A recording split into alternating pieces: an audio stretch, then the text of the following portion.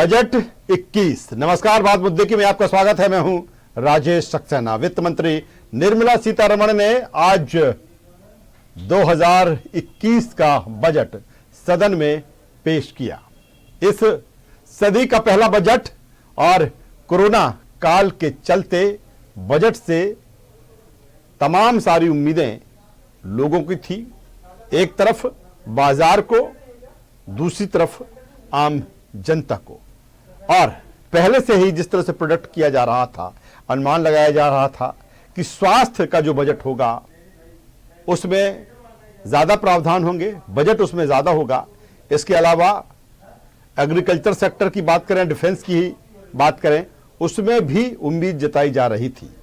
जनता को राहत देने की बात की जाए तो बहुत कम ऐसी उम्मीदें पहले भी लगाई जा रही थी, लेकिन बजट जिस तरह से आया है उसके बाद लगता है कि बजट कहीं ना कहीं जो लगातार चर्चा हो रही थी, वित्त मंत्री निर्मला सीतारमण ने भी कहा है, कोरोना के चलते जिस तरह से तमाम सारी प्रभावित हुई हैं उसका भी असर इस बजट में है। हालांकि कई जगहों पर बेहतर तरीके से बजट को पेश किया गया। आज हम इसी मसले पर बात करेंगे, चर्चा करेंगे कि बाकी क्या बजट 21 रहा। चर्चा शुरू करें उससे पहले देखते हैं इसी से जुड़ी एक खास रिपोर्ट।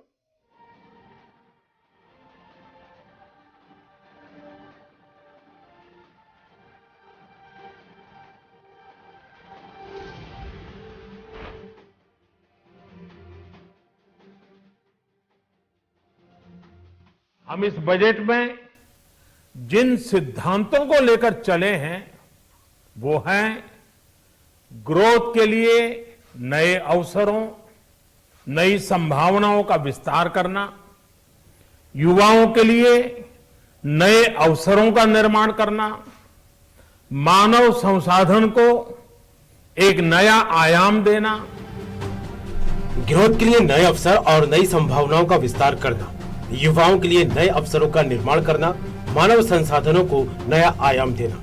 ये बातें पीएम मोदी ने की हैं। देश में आम बजट 2021-22 के लिए मोदी सरकार इसे उम्मीदों का बजट बता रही है, तो वहीं बीजेपी सरकार के मंत्री भी इसे उम्मीदों का बजट बता रहे हैं। हमारे प्रधानमंत्री श्रीमान नरेंद्र मोदी जी के नेतृत्व में, उनके मार्गदर्शन में माननीय वित्त मंत्री जी ने जो बजट प्रस्तुत किया है वो आत्मनिर्भर भारत का बजट है। कोरोना काल में एक नई दिशा और एक नई दृष्टि देश के विकास और जन कल्याण की इस बजट में दी गई है।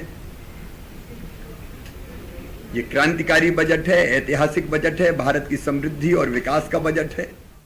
नया बजट और इसकी मूल भावना जो है आत्मनिर्भर भारत बनाने की कल्पना, और ये आत्मनिर्भर पैकेज के कंटिन्यूएशन का ये बजट है। वित्त मंत्री निर्मला सीतारमण ने लोकसभा में बजट 2021-22 पेश किया। सीतारमण ने स्वास्थ्य के क्षेत्र को 2.24 लाख करोड़ रुपए दिए हैं। साथ ही सरकार की ओर से कोरोना वैक्सीन के लिए 35,000 करोड़ का फंड दिया गया है। इस बजट में ग्रामीण विकास के लिए 40,000 करोड़ और किसानों के कर्ज के लिए 16.5 लाख करोड़ रुपए दिए गए हैं। चलिए जानते हैं आम बजट की बड़ी बातें।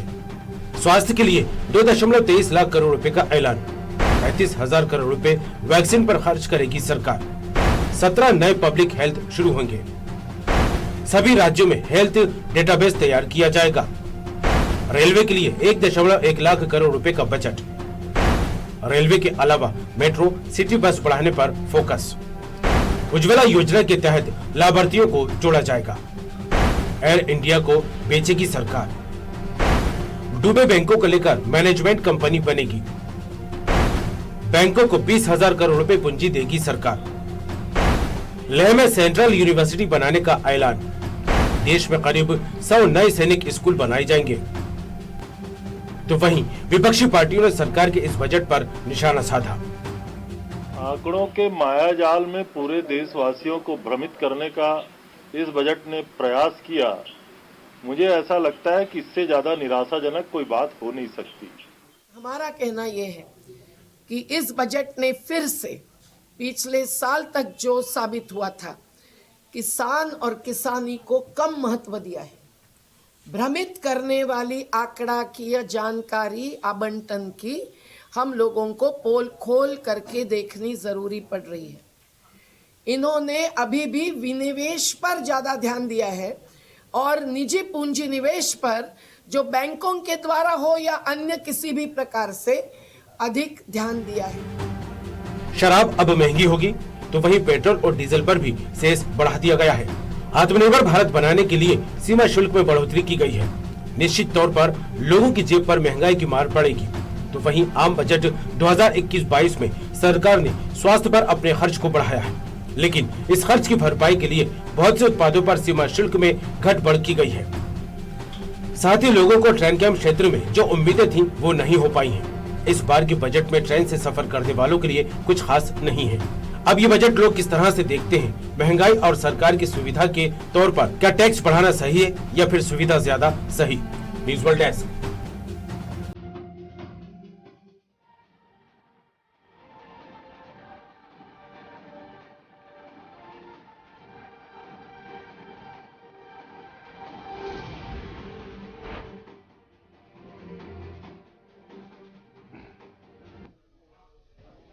बजट 21, तो क्या वाकई बजट 21 रहा, या फिर जिस तरह से विपक्ष तमाम तरह के सवाल खड़े कर रहा है उस पर भी क्या वाकई दम है, या फिर कोरोना की जिस तरह से हम बात कर रहे थे उसका असर इस सदी के पहले बजट में देखा गया? हम तमाम बिंदुओं पर चर्चा करेंगे, बातचीत करेंगे।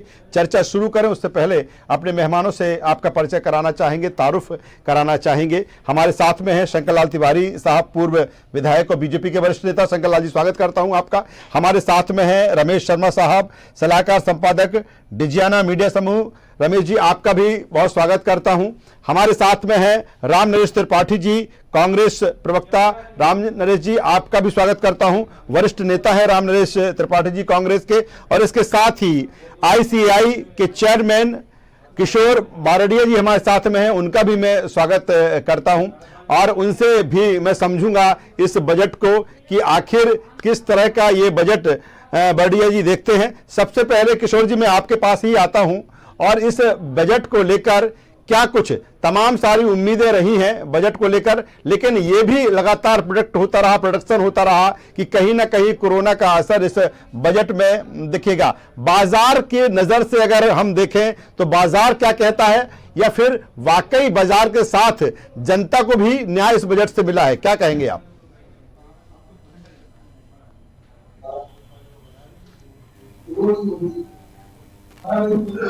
किशोर जी, आवाज पहुंच रही है? आपकी आवाज बहुत स्लो आ रही है। चलिए मैं दोबारा आता हूं।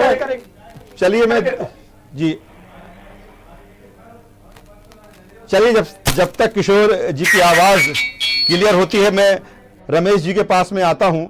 रमेश जी, किस तरह का डिफाइन करेंगे आप इस बजट को? क्योंकि पीएम नरेंद्र मोदी कह रहे हैं कि दिल में किसान और देश है, जहान है, जान है तो जहान है। क्या वाकई जिस तरह से प्रोडक्ट किया गया था इस बजट को लेकर वैसा ही बजट है? क्योंकि कोरोना, ये भी नहीं भूलना चाहिए कि कोरोना काल में ये बजट सामने आया है। किस तरह से डिफाइन करेंगे रमेश जी? देखिए, मोटे तौर पर आज देश को जिन 3 बातों पर फोकस करना चाहिए था जी, उन 3 बातों पर फोकस इस बजट में किया गया है जी। पहली जो फोकस करना चाहिए था उनको, वो था स्वास्थ्य के ऊपर। तो उन्होंने स्वास्थ्य पर इसको फोकस किया है, क्योंकि कोरोना ने जो चुनौती उत्पन्न की थी उस चुनौती के आधार पर उन्होंने स्वास्थ्य पर फोकस किया है। दूसरा जो फोकस करना चाहिए था डिफेंस पर, क्योंकि जिस तरीके से कोरोना संकट के दौरान चीन ने समस्या खड़ी की थी, ऐसी स्थिति में हमें डिफेंस पर फोकस करना चाहिए। तो डिफेंस पर भी इसमें बजट बढ़ा है, और न केवल उन्होंने बजट बढ़ाया है बल्कि इस साल 100 सैनिक स्कूल खोलने का लक्ष्य निर्धारित किया है। तो स्वाभाविक रूप से राष्ट्र को सशक्त बनाना और उसको सुरक्षित करना ये सरकार की जवाबदारी है। तीसरी एक और बात जो उसमें है, उन्होंने रोजगार के लिए कोरोना में जो सबसे ज्यादा समस्या खड़ी की वो श्रमिक वर्ग की और प्राइवेट सेक्टर के रोजगार की समस्या ज्यादा खड़ी की, तो उन्होंने बैंकों से और निवेश के माध्यम से उस रोजगार को बढ़ाने की कोशिश तो की है। लेकिन यहाँ मेरा थोड़ा सा सोचना थोड़ा अलग था जी कि सरकार ने जिस तरीके से निवेश पर ध्यान दिया है उससे ज्यादा उनको लोकल, जो कहा गया था प्रधानमंत्री जी ने कि लोकल पर वोकल हो, हमको स्थानीय प्रतिभा और स्थानीय साधन रॉ मटेरियल के आधार पर उसको खड़ा करना, उसको जोर देना चाहिए था। हालांकि ये बात कही गई है। तो क्या रमेश जी ये माना जाए कि निजी निर्भरता ज्यादा बढ़ी है इस बजट में? कहीं ना कहीं जो तमाम सारे सेक्टर है उसे निजी हाथों में देने की बात कही गई है, हालांकि नाम बदल दिया गया है, मोनेटाइजेशन उसको किया गया है। तो ये बजट में है कि तमाम सारे सेक्टर निजी हाथों में सौंप रही है सरकार? निश्चित रूप से देखिए, ये निजी हाथों में सौंपने का काम आज से शुरू नहीं हुआ। ये जब खुली अर्थव्यवस्था लागू हुई थी नरसिम्हा राव के समय, तब से निजी हाथों में सौंपने का धीरे धीरे काम शुरू किया है और उसी आधार पर उन्होंने एयर इंडिया को निजी हाथ में सौंपने की बात कही है। ये बात बिल्कुल सही है। सरकार का काम व्यापार चलाना नहीं है, सरकार का काम कहीं ना कहीं राष्ट्र को मजबूत करना, विदेश नीति को ठीक करना, सुरक्षा को ठीक करना, शिक्षा का प्रबंध करना और लोगों में संस्कार आए, ये माहौल बनाना। तो ये व्यापार निजी क्षेत्र में जाए, ये ठीक है। ये नरसिम्हा राव जी के समय हुआ था, फिर अटल जी ने उस पर आगे बढ़ाया, फिर मनमोहन सिंह जी ने आगे बढ़ाया और नरेंद्र मोदी भी उसी लाइन पर चल रहे हैं। तो निजीकरण जो व्यापार का हो, क्योंकि बहुत सारा जो रमेश जी मैं दोबारा आपके पास में आता हूं। तमाम सारे मसले आज के बजट को लेकर हैं कि वाकई क्या बजट 21 है या कमतर से आका जा रहा है, या किस तरह से इस पर सियासत और राजनीति पे है, या फिर जो कुछ विपक्ष कह रहा है। किशोर जी शायद अब क्लियर आवाज आ गई होगी। किशोर जी आवाज पहुंच रही है? जी नमस्ते, बहुत स्वागत करता हूं आपका किशोर जी। और सबसे पहला सवाल जो हमारा आपसे है कि किस नजर से इस बजट को देखेंगे? बाजार उत्साहित है इस बजट से, क्या वाकई बाजार को सपोर्ट करेगा ये बजट? और साथ ही हम आपसे लगा हुआ सवाल करेंगे कि जनता के कितने हित में बजट है? सबसे पहले बाजार के लिए कितना सपोर्टिंग? निश्चित रूप से यह जो बजट है जी, निश्चित रूप से जो यह बजट है वो आज के परिप्रेक्ष्य में बहुत सार्थक बजट है जी। और जिस प्रकार हेल्थ के क्षेत्र में भारत देश ने वैक्सीन ला ली है जी, उसी प्रकार हम यह कह सकते हैं कि आर्थिक विकास में आज का बजट एक वैक्सीन के रूप में माना जा सकता है जी। जैसा कि माननीय निर्मला सीतारमण जी ने बजट में जिस तरीके से सारे क्षेत्र को कवर किया, एक बेहतरीन तरीके से उन्होंने आर्थिक बजट को पेश किया है। चाहे मैं हेल्थ की बात करूं, चाहे मैं इंफ्रास्ट्रक्चर की बात करूं, चाहे मैं प्रदूषण के बारे में बात करूं, सारे क्षेत्र को उन्होंने जिस तरीके से संगठित होकर सभी को कुछ ना कुछ दिया है। निश्चित रूप से यह रोजगार का सृजन करने वाला बजट है। महिलाओं के लिए भी उन्होंने प्रोविजन रखा है, रेलवे के लिए भी उन्होंने प्रोविजन दिया है और मुख्यतः इंफ्रास्ट्रक्चर के लिए, रिसर्च एंड डेवलपमेंट के लिए, एजुकेशन के लिए भी उन्होंने national institute of world hospitals का उन्होंने ऐलान किया है। तो वायरोलॉजी जैसी इंस्टीट्यूट का भी उन्होंने बात कही है। तो निश्चित रूप से यह वाला जो बजट है वो आर्थिक विकास के लिए एक रोजगार सृजन करने वाला बजट है। हालांकि सरकार टैक्सेशन की बात करूं तो कर के क्षेत्र में किसी भी प्रकार का बदलाव नहीं करी है जी। और कोरोना जैसे संकट काल में अगर एक आम कुछ न कुछ बजट में कुछ बजट को मिला नहीं है, मध्यम वर्गीय परिवार के लिए यह बजट उपयोगी नहीं है। और अगर मैं सैलरीड क्लास की बात करूं तो उनके लिए यह बजट लाभप्रद नहीं है।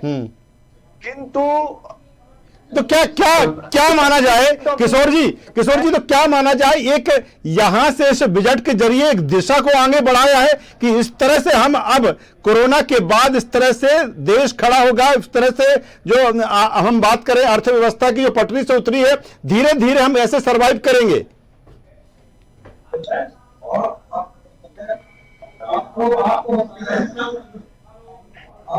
चलिए मैं दोबारा किशोर जी मैं आपके पास में आऊंगा और कमेंट्स आपसे लूंगा। दो और हमारे साथ खास मेहमान शंकरलाल तिवारी साहब और राम नरेश त्रिपाठी साहब हैं। शंकरलाल जी आपके पास में आता हूं। बजट वो तमाम सारे बीजेपी के लीडर्स हों, मंत्री हों, बजट को चाहे अभी हमने थोड़ी देर पहले मुख्यमंत्री शिवराज सिंह चौहान को भी सुना, आत्मनिर्भर भारत को मजबूत करने वाला बजट, नई दिशा, नई दृष्टि, तमाम सारी बातें कही जा रही हैं। लेकिन अगर विपक्ष की बात करें तो कह रहा है कि आंकड़ों की ये बाजीगरी है, सीधे तौर पर जनता के लिए इसमें कुछ नहीं है।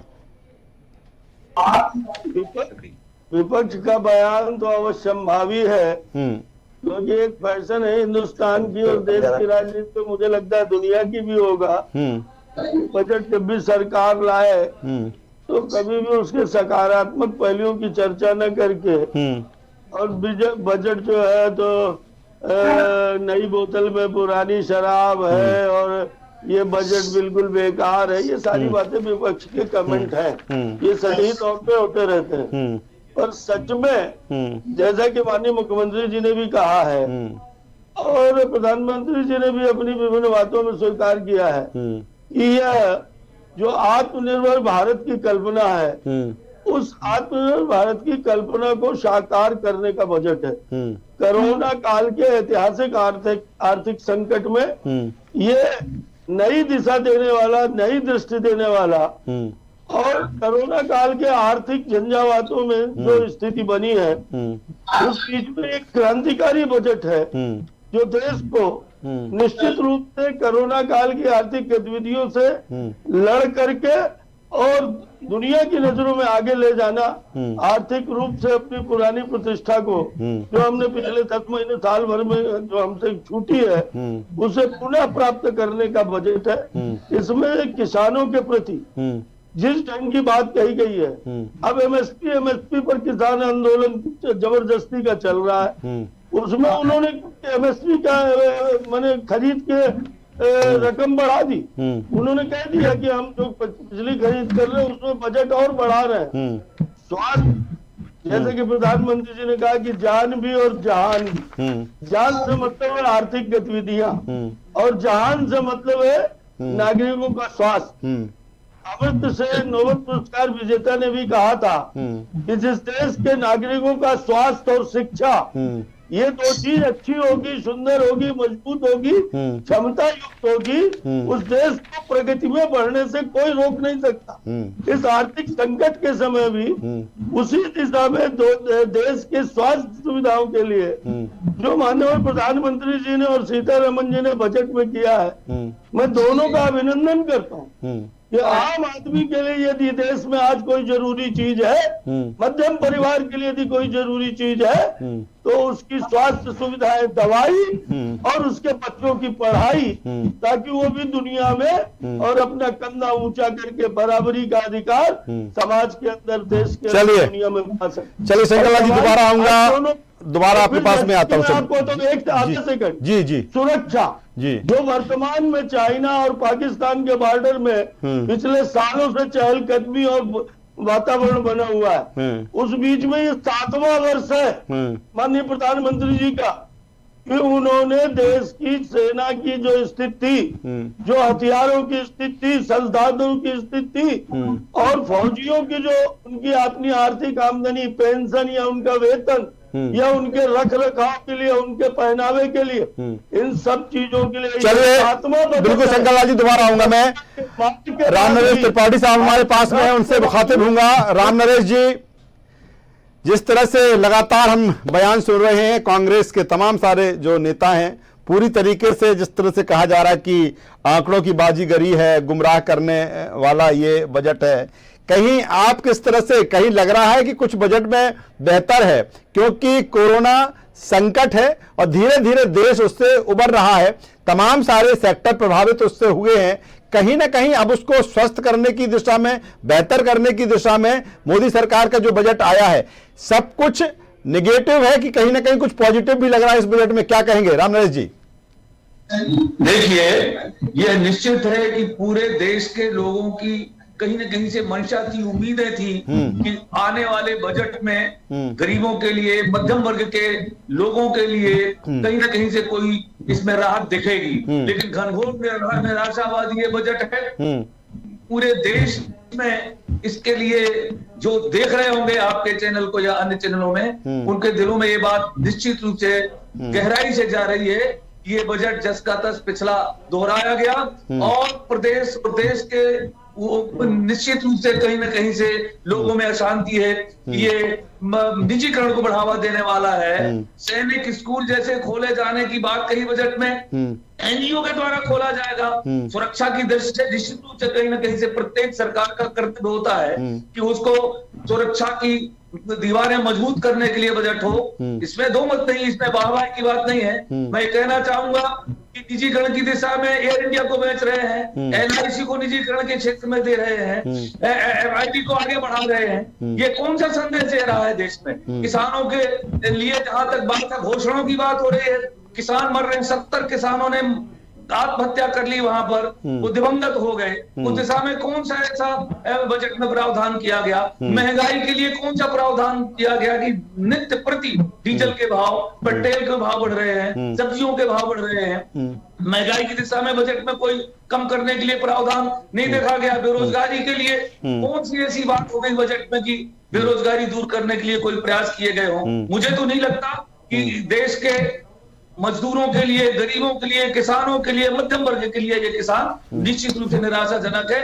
इस पर विचार किया जाना, चिंता का विषय बढ़ा दिया इस बजट ने। चलिए, चिंता का विषय है। रमेश जी से भी मैं जो आपने कुछ बातें कही हैं जी, तो कहीं ना कहीं निराशा पूरे देश के लोगों में है। ये बजट निराशाजनक है, चिंताजनक है। ये देश के उद्योग और व्यापार। चलिए रामनरेश जी, कुछ बातें जो आपने उठाई हैं, मैं रमेश जी के पास में आता हूं, उनसे मैं उसको डिफाइन कराने की कोशिश करूंगा कि आखिर जो सवाल रमेश जी, एक बड़ा सवाल जिस तरह से रामनरेश जी कह रहे हैं, ठीक है, हम जो तमाम सेक्टर हैं उसको निजी हाथों में देने की बात कही है सरकार ने इस बजट में, और आपने कहा कि कोई ये पहला मौका नहीं है कि इस तरह से बात हुई है। लेकिन जिस तरह से सैनिक स्कूल खोले जा रहे हैं उसमें भी निजीकरण, ये कहां तक सही है और क्या कुछ सोच इसके पीछे आप सरकार की देखते हैं?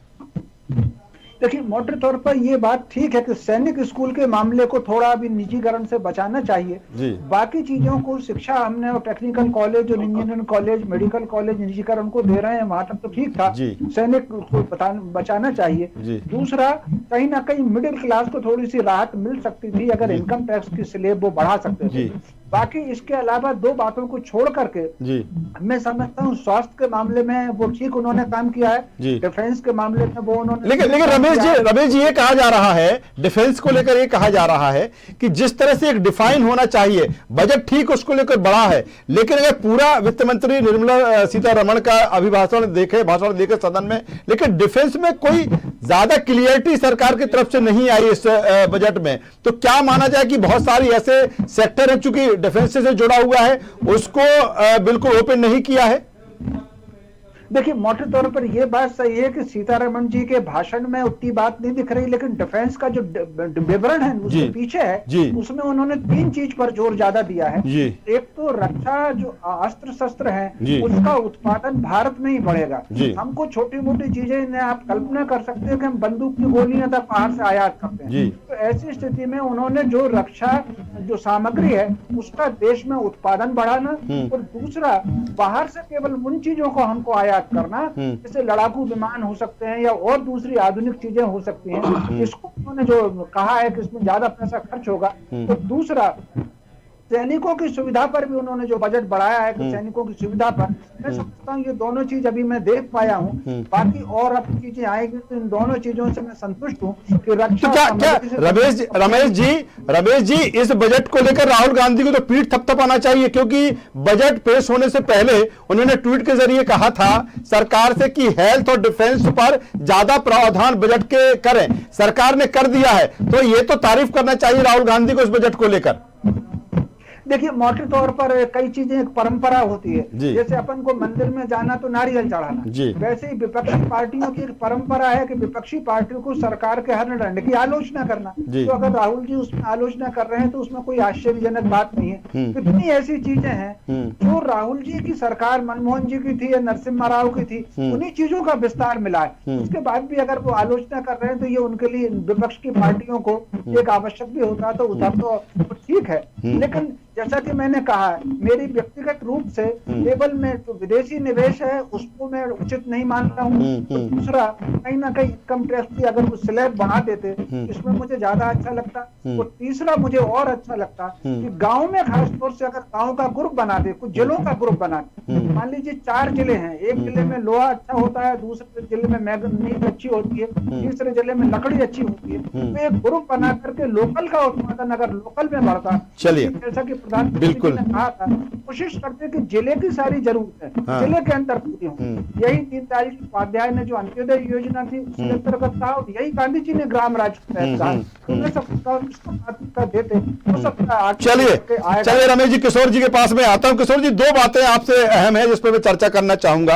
पहले तो जिस तरह से बीमा सेक्टर में 74% जिस तरह से एफडीआई की बात इसमें कही गई है, एक ऐसा सेक्टर जो जब भी कभी जब देश की स्थिति नाजुक होती है, सेहत खराब होती है, तो ये सेक्टर कहीं ना कहीं उसको मजबूत करता है, उसको सहारा देता है।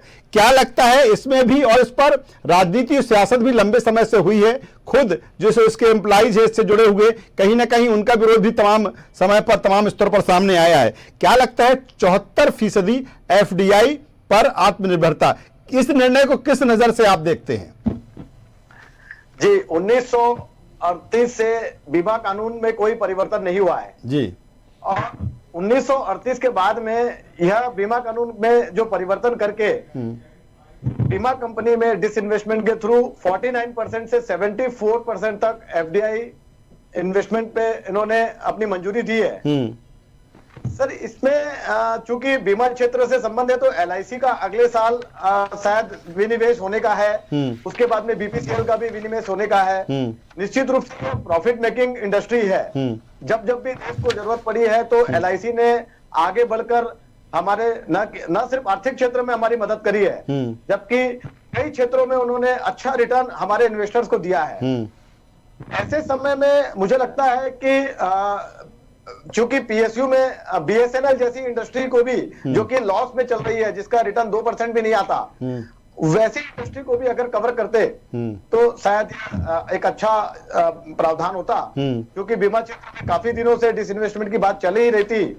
तो ऐसा ही एक मूव पिछली गवर्नमेंट में भी यह प्रावधान किया गया था, और इस बार भी चूंकि मोदी जी की सरकार ने यह निर्णय लिया है, तो निश्चित रूप से इसमें मुझे लगता है कि इसकी राजनीतिक क्रिया कुछ और हो सकती है, पर साथ साथ अगर पीएसयू को भी ये इस माध्यम से लेते हैं जिसमें रिटर्न्स कम मिलते हैं, तो यह एक अच्छा मूव हो सकता है। किशोर जी, एक बात और यहां पर है, 1.75 लाख करोड़ विनिवेश के जरिए सरकार जुटाएगी।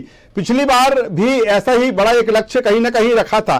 क्या लगता है कि जो अचीव सरकार करना चाहती है, किस तरह से इसका होगा इंप्लीमेंटेशन, चूंकि कोरोना के चलते तमाम सारे सेक्टर प्रभावित हैं?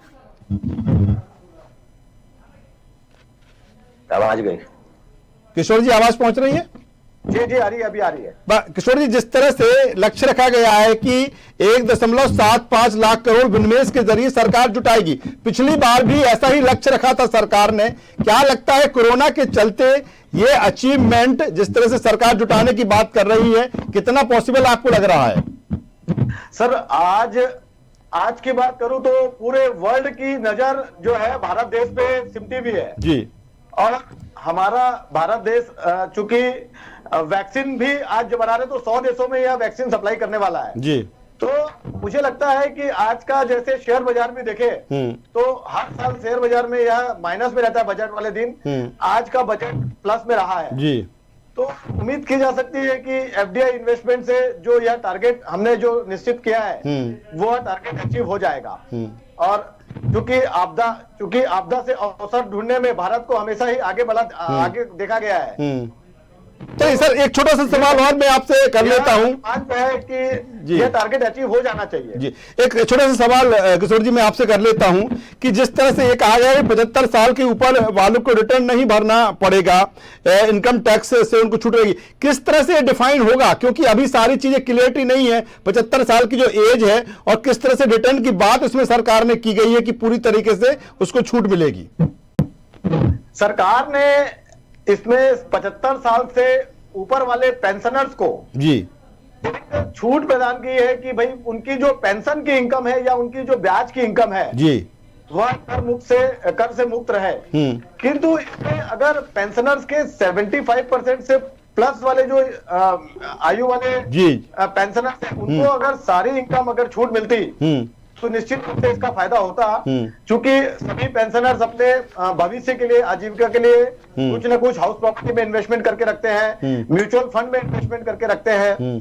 तो हाउस प्रॉपर्टी से जो होने वाली इनकम है वो तो आज भी टैक्सेबल है, तो ये लाभ वो पेंशनर्स नहीं ले पाएंगे, या जिसके म्यूचुअल फंड से जो इनकम हो रही है, जो डिविडेंड्स मिलने वाला है, वो इनकम पे ये बेनिफिट उनको नहीं मिल पाएगा। या अगर हम बात करें जिनकी ब्याज से भी इनकम 5 लाख रुपए से ऊपर है, जो कि टैक्सेबल लिमिट से ज्यादा है, उस पे भी टीडीएस काटेगी, और ऐसे टीडीएस का भी बेनिफिट, उनका रिफंड ऐसे पेंशनर्स को नहीं मिलने वाला है। तो ये एक बजट में खामी बोल सकता हूं मैं कि पेंशनर्स को बहुत ज्यादा लाभ नहीं मिल पाएगा, क्योंकि जितने पेंशनर्स अपनी भविष्य की सुविधाओं के लिए, आजीविका चलाने के लिए बहुत सारा इन्वेस्टमेंट अलग अलग क्षेत्रों में करते हैं, पेंशन के अलावा बहुत सारे अन्य सोर्सेज की उनकी आय होती है। चलिए, ऐसे समय में टोटल पेंशनर्स का मुझे लगता है 25% पेंशनर्स भी ऐसे नहीं होंगे जिनको इसका लाभ मिल पाएगा। चलिए, बहुत अहम बात किशोर जी कह रहे हैं। शंकरलाल तिवारी साहब के पास में आता हूं। शंकरलाल तिवारी साहब, तमाम सारी चीजें हैं, निश्चित तौर पर जो बेहतर लग रहा है, अभी विश्लेषण लगातार हो रहा है और आगे भी होगा। आज बजट पेश हुआ है, उसका अध्ययन भी होगा, उसके किस तरह से दिशा की बात जो हम कर रहे हैं कि हम के रोड यहां से तय होगा और बेहतर भारत बने, बेहतर अर्थव्यवस्था हो, आत्मनिर्भर भारत की जो लगातार बात हो रही है। सीधे तौर पर एक सवाल जो उठ खड़ा हो रहा है, और मुझे लगता है रमेश जी भी यही बात कर रहे थे, खासतौर पर एक जो मध्यम वर्गीय जो वर्ग है, वो लगातार उसको बहुत सारी उम्मीदें होती है। सबसे ज्यादा अगर हम बात करें टैक्स पे की बात करें या तरह की चीजों की हम बात करें, उसमें उसकी भूमिका है, लेकिन इस बजट में कहीं ना कहीं एक बार फिर निराशा है। और जो लगातार बढ़ती हुई महंगाई है, डीजल पेट्रोल के रेट बढ़ रहे हैं, खासतौर पर जो किचन बजट है गृहिणी का, कहीं ना कहीं वो भी प्रभावित हो रहा है। उसको लेकर कोई बजट में इस तरह की चीजें नहीं दिखी जिसमें लगे कि ये वर्ग कहे कि नहीं, इस दिशा में भी काम आगे उम्मीद है या फौरी तौर पर उससे कुछ राहत है। क्या वजह हो सकती है इसकी?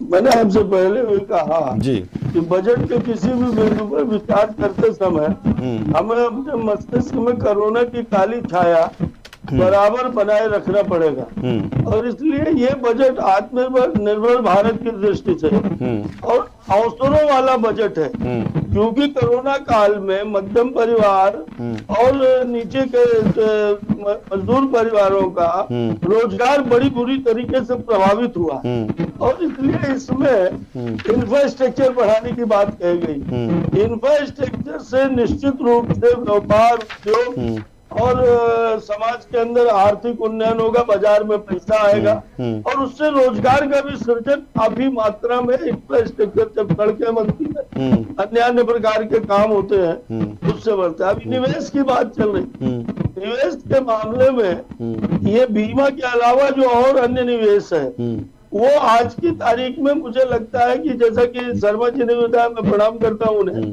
शर्मा जी ने बताया कि ये नरसिंह राव के कार्यकाल से शुरू हो गए थे, ये सच है। और आज जब हम कोरोना काल में ऐतिहासिक रूप से, आर्थिक रूप से त्रस्त हुए हैं, तो निवेश में एक बात और होने वाली है। छोटे छोटे देशों में कई चीजें जा करके और विदेशी कंपनियां बना रही हैं, अगर वही कंपनियां हमारे देश में आके मैन्युफैक्चरिंग करती हैं, अकेले माल ला करके बेचती नहीं है, मैन्युफैक्चरिंग करती है और मैन्युफैक्चरिंग करके मेड इन इंडिया लिखती है, तो निश्चित रूप से हमारा आर्थिक विनिवेश भी और हमारे यहाँ रोजगार के भी संसाधन बढ़ेंगे। मैं आपसे एक बात कहना चाहता हूँ कि कांग्रेस के मित्र ने कहा गरीबी, महंगाई तो कई बार भी होती है और घटती है, बढ़ती है, उस पर सरकार की नजर हमेशा रहती है, और उसी का नतीजा है कि कोरोना काल में भी और आज की तारीख में भी देश के अंदर 80-85 करोड़ लोगों को गरीबों को खाद्यान्न, मजदूरों को और 1 रुपए किलो खाद्यान्न 2 रुपए किलो दिया जा रहा है, नहीं है। गरीबों को अन्य प्रकार के माध्यम से भी कहीं न कहीं जो, देखिए पिछले बार 5 बजट आए, अपन इस मूल बजट को ले लें, अगर अपन कल्पना करें तो पिछले वर्ष कोरोना के काल में मोदी जी की सरकार को टुकड़े टुकड़े में 5 बार बजट देना पड़ा है। जो आर्थिक पैकेज कोरोना के कारण 25 लाख करोड़ का जो आया, जिससे मध्यम परिवार, चलिए ठेली वाले, चलिए आपकी बातों की प्रतिक्रिया मैं रामनरेश त्रिपाठी जी से ले लेता हूं। जी रामनरेश जी, लगातार जिस तरह से सरकार कह रही है, बीजेपी कह रही है कि जितना बेहतर बजट कोरोना के बाद आ सकता था वो बजट आया है, और मैं उसी बात को फिर कोट करूंगा जो रमेश जी से मैंने की थी कि राहुल गांधी ने जिस तरह से बजट पेश होने से पहले कहा था कि सरकार को, वित्त मंत्री को हेल्थ और डिफेंस 2 सेक्टरों पर बजट बढ़ाना चाहिए। ऐसा बजट में है, फिर क्यों कांग्रेस इसका विरोध कर रही है?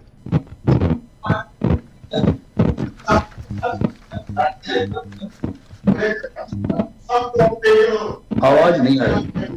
जी बोलिए, आ रही है आपकी आवाज। जी जी जी जी मैं सवाल दोहराऊं जी। ये जो आंकड़े हैं जी या दिखाए जा रहे हैं जो पब्लिक के सामने, ये एक गृहिणी को, एक मध्यम वर्गीय व्यक्ति को, एक पेंशनर को समझ में नहीं आ रहे। उन्हें तो सीधी बात समझ में आ रही थी, इनकम टैक्स में कोई छूट का प्रावधान होता, महंगाई के कम करने के लिए कोई प्रावधान होता, गरीबों को सीधे पैसे देने की कोई बात होती, और देश के भीतर जो ये सरकारी उपक्रमों को निजी हाथों में दिए जाने के संबंध में ये जो बजट में दिखाया जा रहा है, तो निराशा हो रही है। लोगों में संतोष नहीं हो रहा है, लोगों में भ्रम फैला जा रहा है। ये क्या पूरे देश के सरकारी उपक्रम धीरे धीरे के निजी हाथों में चले जाएंगे? भारत का मजदूर कहाँ जाएगा? लोकल और वोकल की बात जो पानी प्रधानमंत्री ने कही, उसका क्या होगा? ये चिंता का विषय निश्चित रूप से देशवासियों के बीच में है। ये बजट निराशाजनक है, चिंताजनक है, और इसमें कहीं न कहीं से चलिए रमेश जी, सुरक्षा की दृष्टि के लिए बहुत अच्छा प्रावधान रखा गया, स्वास्थ्य के लिए बहुत अच्छा प्रावधान रखा गया, लेकिन महंगाई और बेरोजगारी के संबंध में जब तक चर्चा नहीं होगी बजट के बीच में, तो निश्चित रूप से देश। चलिए रमेश जी के पास में आता हूं अंत में। रमेश जी, अगर इनऑल देखा जाए, और आज हमारा मुद्दा भी यही है कि बजट 21, अगर इनऑल देखा जाए, तमाम सारी स्थितियां, परिस्थितियां जो रही हैं, 1 साल कोरोना से पूरा देश प्रभावित रहा, अभी भी लगातार कोरोना जरूर घटा है लेकिन अभी पूरी तरीके से गया नहीं है। वैक्सीनेशन का भी काम की शुरुआत हो चुकी है। इनऑल बजट आप देखें तो क्या लगता है कि सरकार एक बेहतर बजट पेश करने में कामयाब रही है? लेकिन विपक्ष जो कह रहा है वो अलहदा, एक अलग बात है, लेकिन इनऑल देखें बजट को तो एक बेहतर बजट कहेंगे इसको?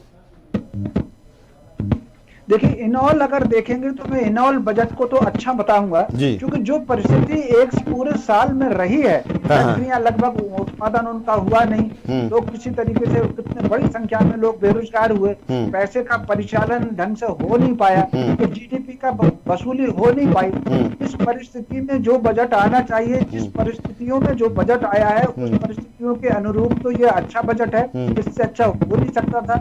कुल मिलाकर के चूंकि सरकार को मौजूदा परिस्थितियों को फेस करते हुए भविष्य की रास्ता तय करना, उस आधार पर उन्होंने इस रास्ते को तय करा है, ये इसमें कोई शक नहीं कि इस परिस्थितियों के अनुरूप इनऑल ये बजट बहुत अच्छा है। और इसमें मुझे लग रहा है जो 2-3 चीजों की अभी हमको गुंजाइश दिख रही है, क्योंकि आमतौर पर जब भी बजट आता है, वो राज्य का हो या देश का हो, उसमें एक परंपरा है कि संसद में भी सुझाव आते हैं, विशेषज्ञ भी सुझाव देते हैं, उस आधार पर जो बजट का भाषण देते हैं वित्त मंत्री जी देती हैं, तो उसमें कुछ चीजों को जोड़ लेती हैं, तो उस आधार पर फिर वो मंजूर होता है, संसद भी मंजूर करती है। तो 1-2 चीज की तो गुंजाइश देखी जा रही है। मुझे उम्मीद है कि बजट फाइनल पारित होगा और वित्त मंत्री जी आखिर में इसको जोड़ भी सकती हैं, लेकिन इन ऑल जैसा कि आपने कहा बजट ठीक है। बिल्कुल। किशोर जी, छोटा सा कमेंट्स आपका भी मैं लूंगा अंत में।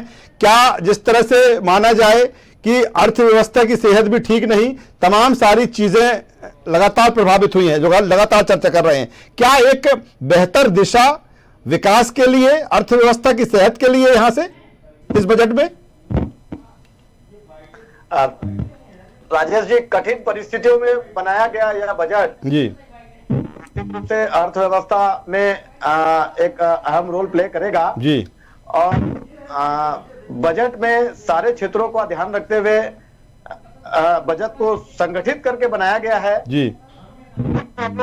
मैं बात करना चाहूंगा कि टैक्सेशन में बात करूं या इनडायरेक्ट टैक्स में या डायरेक्ट टैक्स में कोई विशेष चेंज बजट में नहीं मिला है। एक आम करदाता की उम्मीद होती है कि बजट में कुछ टैक्स स्लैब में चेंज करे या कुछ बजट में छूट का प्रावधान रहे कि उसमें मतलब एक चार्टर्ड अकाउंटेंट की भूमिका होते हुए भी मैं बात करूं तो बजट में टोटल 8-10 पॉइंट में बजट खत्म हो जाता है जी।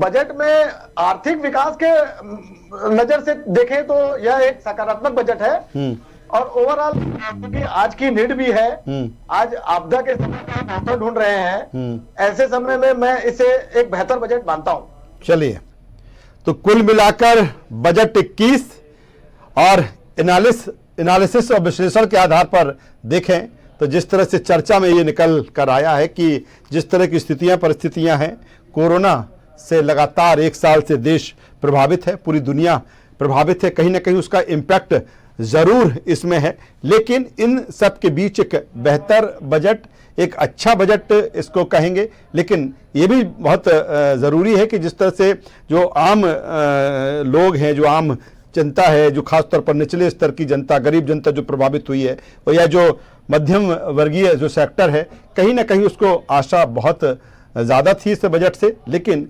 लोग भी इस बात को समझते हैं कि जो स्थितियां हैं, लेकिन कहीं ना कहीं जिस तरह चर्चा हो रही है कि धीरे धीरे पटरी पर लाने वाला ये बजट, अब इसको लेकर अगर बात करें तो अभी और विश्लेषण इसका लगातार होगा। आज निर्मला सीतारमण ने जिस तरह से बजट पेश किया है, हमारे साथ जुड़ने के लिए रमेश शर्मा साहब आपका, शंकर लाल तिवारी साहब आपका, राम नरेश त्रिपाठी साहब आपका और किशोर बढ़िया साहब आपका, चारों मेहमानों का मैं बहुत शुक्रिया करना चाहूंगा। तो कुल मिलाकर वित्त मंत्री निर्मला सीतारमण ने 2021 का बजट 21 पेश कर दिया है और तमाम सारी चीजें हैं, तमाम सारी उम्मीदें थी, कुछ दिख रही हैं लेकिन बहुत कुछ नहीं सामने आई है। खासतौर पर जो मध्यम वर्गीय लोग हैं उनको उम्मीदें काफ़ी इस बजट को लेकर थी। बढ़ती हुई कई जो चीज़ें हैं रोज़मर्रा की, उसकी बात करें, पेट्रोल डीजल की अगर हम बात करें, लेकिन जिस तरह से सरकार कह रही है या जो सरकार के नुमाइंदे कह रहे हैं या जो फिर बीजेपी कह रही है कि ये आत्मनिर्भर भारत का ये बजट है, प्रगति को बढ़ाने वाला ये बजट है, नई दिशा और नई दृष्टि इसके ज़रिए सामने आएगी। देखना होगा किस तरह के इम्पैक्ट इस बजट को आगे देखने को मिलते हैं।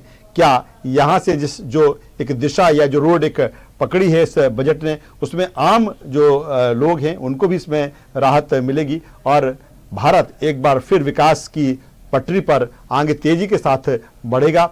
तमाम तरह की पीछे चीज़ें जो है उनको पीछे छोड़कर आज की चर्चा में बस इतना ही। न्यूज़ वर्ल्ड पर खबरों का सिलसिला लगातार जारी है, अब बने रहिए हमारे साथ। नमस्कार।